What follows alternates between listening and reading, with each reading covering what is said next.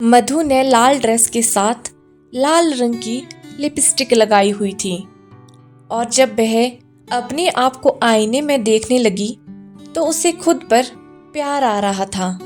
मन ही मन खुद पर डरते हुए वह यह सोच रही थी कि आज की डील तो फाइनल होकर ही रहेगी। जब स्त्री होकर उसको अपने मन पर काबू नहीं हो पा रहा था तो पुरुषों का क्या कसूर। 23 वर्ष की उस उम्र के हिसाब से मधु काफी ज्यादा तेज लड़की थी। तो दोस्तों, आज मेरे साथ जानते हैं एक नई कहानी। तो कहानी को शुरू करने से पहले यदि आप चैनल पर नए हो तो चैनल को सब्सक्राइब करें और वीडियो को लाइक कर देना। मधु जब ऑफिस पहुंची, मिस्टर दिवेश उसकी बेसब्री से इंतजार कर रहे थे। उसे देखते ही उन्होंने शरारत से सीटी बजाई।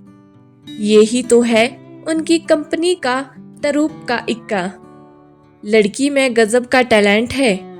वह जहां कहीं भी उसके साथ जाती है डील करवा कर ही आते हैं। 23 वर्ष के हिसाब से तो मधु काफी ज्यादा तेज लड़की है।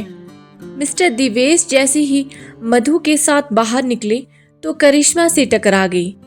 करिश्मा को देखते ही उनका मूड खराब हो रहा था।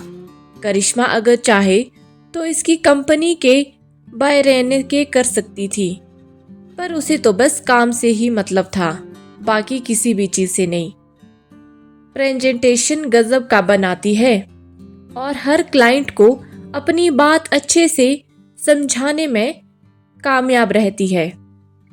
फिर वह आज तक का लक्ष्य रेखा को पार नहीं कर पाई है, जिसे बड़ी आसानी से पार करके मधु ने अपने लिए सोने की लंका खड़ी कर दी थी।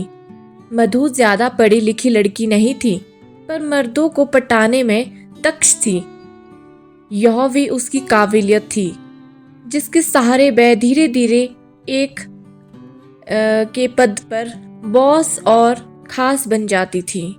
कहने वाले तो यह भी कहते थे कि मधु मिस्टर दिवेश की उत्पत्नी है, पर इन सब बातों को मधु के तेज रफ्तार पर कोई फर्क नहीं पड़ता था।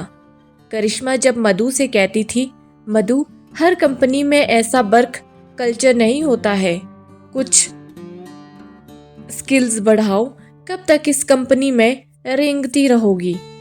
करिश्मा, वह उसे ही प्रयोग करेगा। तुम जैसी साधारण बदसूरत वाली लड़कियां मुझसे अधिक पढ़ी लिखी होने पर भी मुझसे कम कमाती है। प्रेजेंटेशन तो तुम बनाती हो, पर प्रेजेंटेशन को ही फाइनल करवा सकती हूँ मैं। मेरी बात मानो। तुम मुर्दनी से चेहरे पर लिपस्टिक के 1-2 कोश अवश्य लगा लिया करो, सामने वाले को ज्यादा अच्छा लगेगा। करिश्मा को मालूम था कि मधु कुछ गलत नहीं कह रही है। वह भी उन लड़कियों में से ही नहीं थी जो काबिलियत के बजाय लिपस्टिक के बलबूते पर तरक्की करती है। अगले दिन ऑफिस में मिस्टर दिवेश ने पार्टी का आयोजन किया हुआ था। पार्टी के मौके पर मिस्टर दिवेश ने बोला, हमारी इवेंट कंपनी के लिए आज बहुत बड़ा दिन है।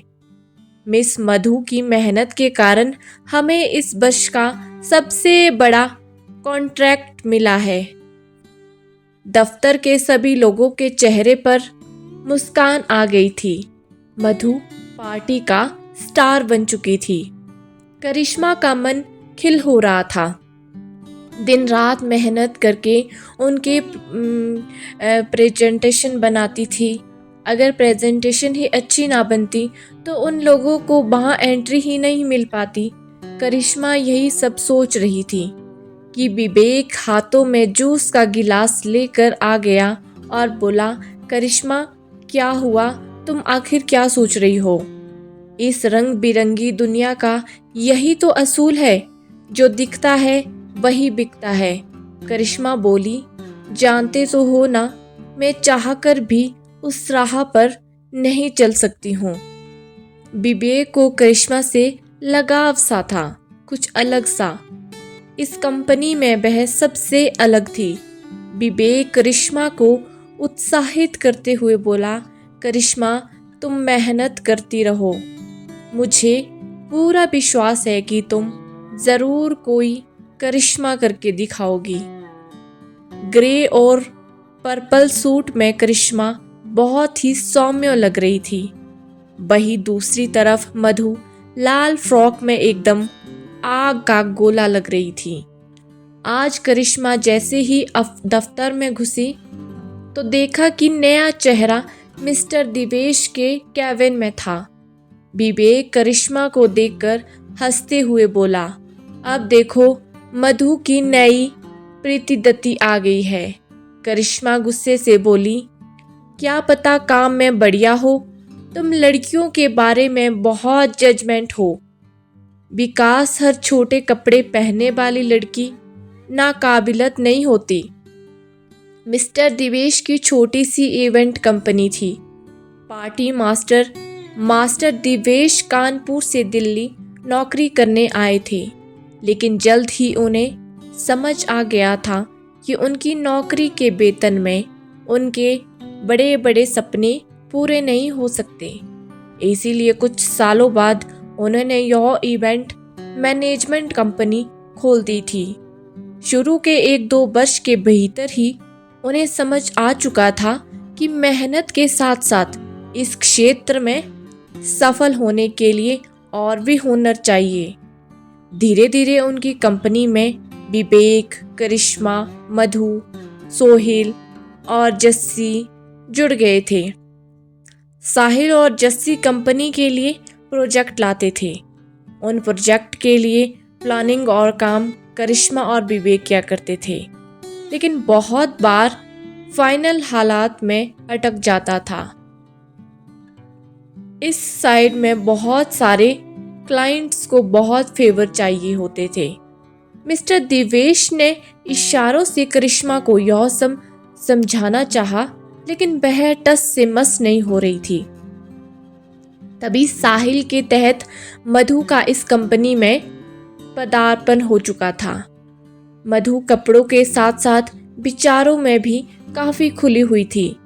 उनने पार्टी मास्टर का ग्लैमर बना चुका था।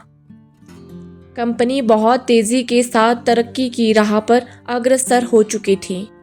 मधु कहने को किसी भी कार्यों में दक्ष नहीं थी, पर वह दिवेश को खुश करने के साथ साथ सारे क्लाइंट्स का भी ख्याल रखती थी।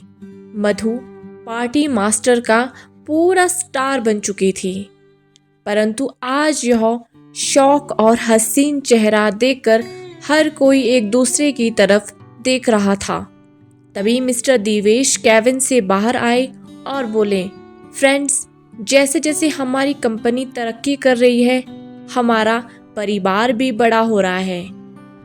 मिस नताशा जो मिस भोपाल रह चुकी है, मैं आशा करता हूँ अब हमारी कंपनी का सक्सेस ग्राफ और तेजी के साथ साथ और ऊंचाइयां छुएगा। विवेक जब यह सब सुनता है तो उसको बहुत दुख होता है। जस्सी के कान में फुसफुसा रहा था, हमारा काम तो और बढ़ गया है। ये लड़कियां उल्टे सीधे तरीके से प्रोजेक्ट हथिया लेती है और करिश्मा वो मुझे दिन रात मेहनत करनी पड़ती है। आज मधु के बजाय मिस्टर दिवेश का पूरा ध्यान नताशा की तरफ था। मधु के चेहरे को देखकर ऐसा लग रहा था जैसे किसी ने उसके चेहरे पर राख पोत दी हो। अब ऑफिस का नज़ारा पूरा बदल चुका था। मिस्टर दिवेश को नताशा से बहुत ज़्यादा उम्मीदें थी। अब मधु लिपस्टिक के कितने भी शेड्स लगा दे, लेकिन मिस्टर दिवेश को कोई भी शेड आकर्षित नहीं कर पा रही थी। क्लाइंट्स को भी अब नई लिपस्टिक गर्ल्स में बहुत ज़्यादा इंटरेस्ट होने लगा। मधु के इतिहास और भोपाल से वे सब भली भांति परिचित थे। अब उन्हें कुछ नया चाहिए था, कुछ नया ट्विस्ट। एक दिन मिस्टर दिवेश नताशा के साथ किसी मीटिंग को अटेंड करने गए हुए थे। करिश्मा विकास के साथ प्रोजेक्ट बनाने में बहुत बिजी थी। मधु जसी और साहिल के साथ ऐसे ही गप्पे लड़ा रही थी। तभी एक औरत ने दंदनाते हुए ऑफिस में प्रवेश किया। छोटी छोटी बिल्ली जैसे सतर्क आंखें उठाती हुई और नाक और बिलासी मोटी उधर आते ही तेजी से हंकूर भरते हुए बोली, कौन है रे मधु? मधु उठते ही बोली, जी मैं हूँ। वह औरत लगभग चिल्लाते ही बोली, तुम जैसी लड़कियां मेरे पति के लिए बस एक टाइम पास हो। तुझे क्या लगा अपने पेट में किसी का भी पाप लेकर घूमोगी और उसका इल्जाम मेरे पति पर लगाओगी? तू बस उसके लिए ऐयाश के सम्मान से ज्यादा और कुछ भी नहीं है। जिसका बच्चा है या तो उसके साथ शादी कर ले या फिर मार दे, पर यहाँ से तेरा कोई फायदा नहीं होगा। तू जितनी चाहे कोशिश कर ले, मेरा पति कभी तेरा नहीं होगा और ना मैं उसे किसी और का होने दूंगी। जैसे आंधी की तरह वह औरत आई थी, वैसे ही तूफान की तरह चली गई। मधु जहां थी वहीं खड़ी रह गई और उसका शरीर पत्ते की तरह मानो जैसे कांप रहा था। करिश्मा ने दूर से देखा, मधु का चेहरा हल्दी की तरह पीला पड़ चुका था और उसका बदन पूरा ठंडा हो चुका था। उसको समझ नहीं आ रहा था कि वह क्या बोले और क्या ही करे। यह सब देखकर साहिल सहारा ना देते हुए मधु जरूर लड़खड़ा कर गिर पड़ी। विकास और करिश्मा मधु को डॉक्टर के पास लेकर गए। डॉक्टर ने विकास से पूछा, आप इनके हस्बैंड हो क्या? देखिए इनका तीसरा माह शुरू हो चुका है। ऐसी हालत में इतना तनाव इनके लिए अच्छा नहीं है और ना ही बच्चे के लिए अच्छा है।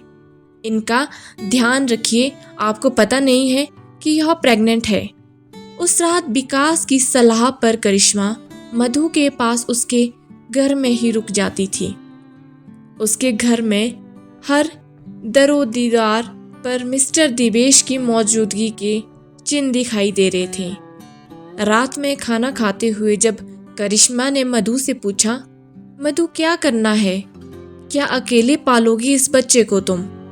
मधु आंखों में आंसू भरते हुए बोली, दिवेश इस बच्चे को अपना नाम देने के लिए तैयार कभी नहीं होंगे। उस हिसाब से यह मेरी मौज मस्ती का परिणाम है। करिश्मा, मैंने सब दिवेश की तरक्की के लिए ही किया था और मैं इस दिल से उसे बहुत प्यार करती हूँ, पर दिवेश ने नताशा के आते ही मुझे दूध में पड़ी मक्खी की तरह निकाल फेंका, मानो जैसे मैं उनके लिए कभी कोई डिजर्व ही नहीं करती थी। क्या उनको मुझसे कभी प्यार नहीं था?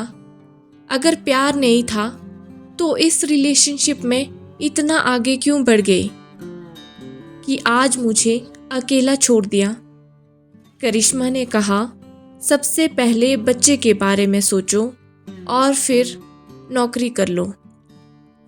मधु बोली, पिछले 3 माह से कोशिश कर रही हूँ, पर मुझे जैसी सिंपल ग्रेजुएट के लिए मार्केट में कोई नौकरी नहीं है। कंप्यूटर तक तो ठीक से अपडेट भी नहीं कर पाती हूँ। करिश्मा को मधु के लिए बहुत दुख हो रहा था, पर यह राह मधु ने खुद ही तो अपने लिए चुनी थी। फिर अचानक से 7 दिनों के लिए मधु दफ्तर से मानो जैसे गायब हो चुकी थी। जब 7 दिनों बाद मधु ने दफ्तर में प्रवेश किया तो वह बेहद थकी हुई लग रही थी।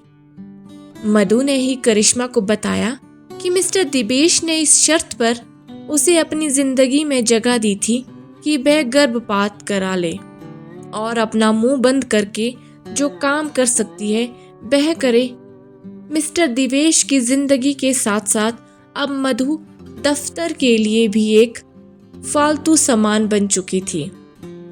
आज मिस्टर दिवेश की बहुत बड़ी डील होने वाली थी। नताशा खूब अच्छे से तैयार होकर आई थी, पर इस बार क्लाइंट को प्रोजेक्शन समझते हुए नताशा उनके प्रश्नों के उत्तर नहीं दे पाई। हर बार की तरह नताशा इस बार भी अपनी अदाओं से जलवे बिखेरने लगी। पर उसकी दाल यहाँ पर नहीं गल रही थी। जब डील हाथ से निकलने वाली थी तो ऐन वक्त पर करिश्मा ने आकर बात संभाल ली। कंपनी के निर्देशक करिश्मा के इतने अधिक प्रभावित हुए कि उनका करिश्मा को अपनी कंपनी में क्रिएटिव हैंड टीम की पोस्ट ऑफर कर दी और साथ ही साथ रहने के लिए फ्लैट और यहाँ से 2 गुना वेतन दे दिया। धीरे धीरे करिश्मा के कान में फुसफुसा कर बोला, मैं कहता था ना कि करिश्मा तुम ज़रूर कभी ना कभी करिश्मा करके ही दिखाओगी। करिश्मा मन ही मन सोच रही थी कि लिपस्टिक से मिलने वाली सफलता लिपस्टिक की तरह जल्दी ही फेड हो जाती है, लेकिन मेहनत से जो प्राप्त हुआ हुनर होता है वह कभी फेड नहीं हो सकता। काश मधु इस बात को अब भी समझ जाती और कुछ कर लेती। तभी करिश्मा ने देखा नताशा एक कोने में खड़ी हुई अपनी लिपस्टिक को चटअप कर रही थी।